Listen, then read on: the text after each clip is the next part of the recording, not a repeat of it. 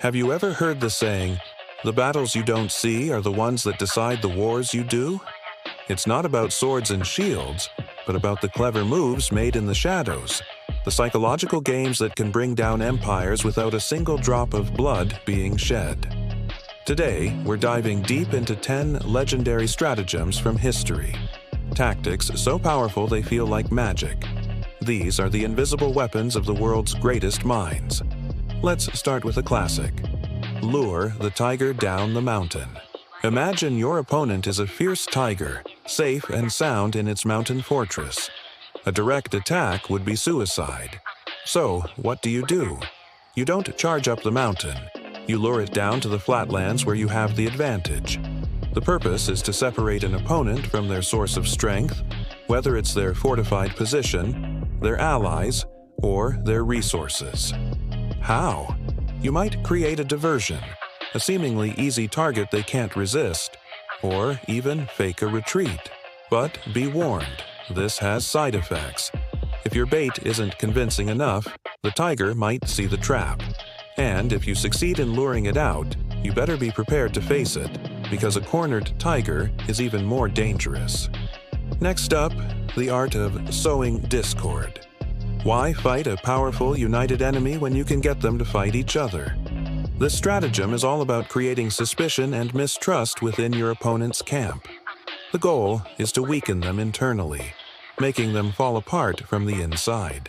You can do this by spreading rumors, planting forged letters, or creating situations that make key allies doubt each other's loyalty. The method is pure psychological warfare. Think of it like planting a seed of doubt that grows into a tree of paranoia. The side effect?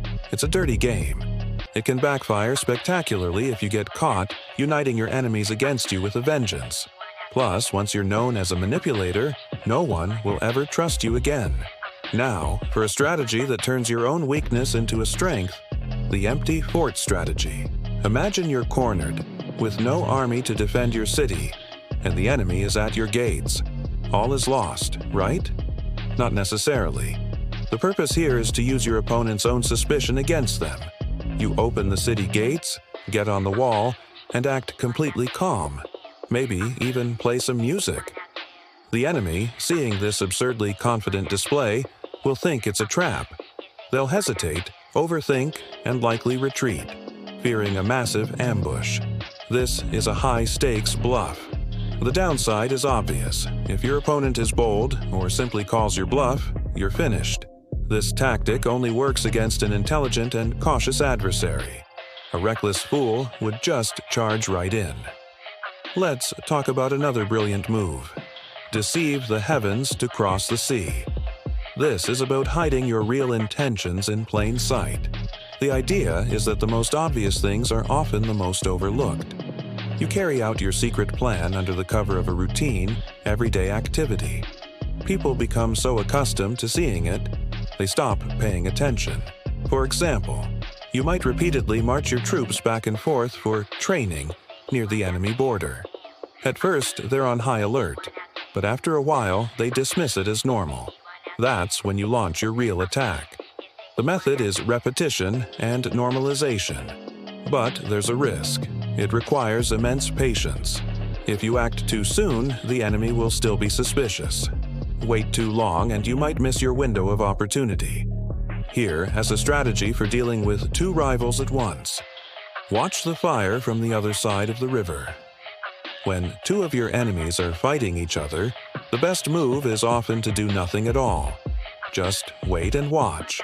The purpose is to let your rivals exhaust themselves, weakening each other so you can step in and clean up afterward. You avoid taking damage and conserve your strength while they tear each other apart. This requires strategic patience. Don't be tempted to jump in too early. The side effect is that if one side wins too quickly, you might be left facing a newly empowered and confident enemy. Or they might realize what you're doing and decide to make peace, turning their combined attention on you. Next, create something from nothing.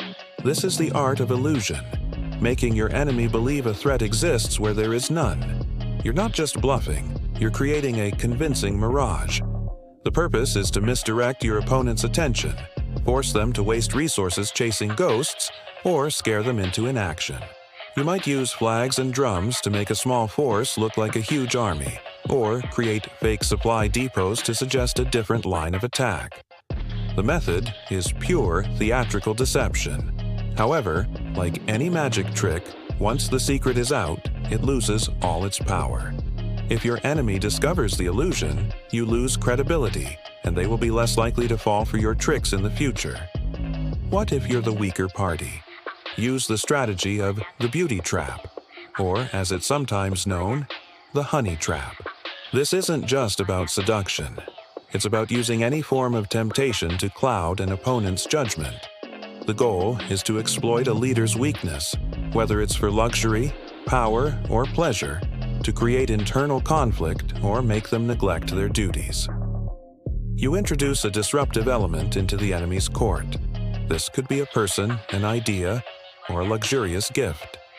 The side effect is that human emotions are unpredictable. The bait might develop their own agenda, or the target might not fall for the temptation as expected. It's a morally complex and risky strategy that can easily spin out of control. Let's look at one of the most famous naval tactics: chain the ships together. During the Battle of Red Cliffs, Cao Cao's northern soldiers were seasick on the river. A clever advisor suggested linking the ships together with iron chains to create a stable platform, making it feel like they were on solid ground. The purpose? To solve an immediate problem and boost troop morale. It worked perfectly, at first. The side effect, which they catastrophically overlooked, was that it turned their entire fleet into one giant, interconnected fire trap. When the enemy sent fire ships, the chained fleet couldn't escape and was completely destroyed. This is a powerful lesson. Every solution can create a new, bigger problem. Now for a subtle but powerful one. Kill with a borrowed sword. Why risk your own neck when you can get someone else to do your dirty work? The purpose of this stratagem is to eliminate an enemy by using the power of a third party. You identify another person or group who also has a problem with your target, and then you manipulate the situation so they attack for you. You might provide them with information, resources, or just a little push in the right direction. You stay in the shadows, your hands clean. The risk? The borrowed sword might turn on you next, or they might fail, exposing your manipulation and making you enemies of both parties. Finally, we have let the enemy's own spies sow discord, a more advanced version of sowing discord. Instead of planting your own agents, you identify and use the spies your enemy has already planted against you. The goal is to feed them calculated misinformation. You let them discover fake plans or hear false reports, which they will then faithfully report back to their master.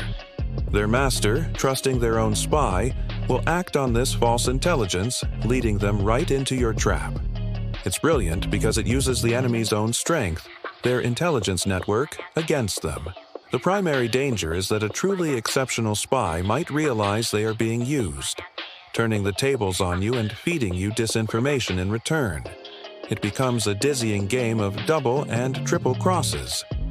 These 10 stratagems show that the greatest victories are often won not through brute force, but through brilliant thinking, psychology, and understanding human nature.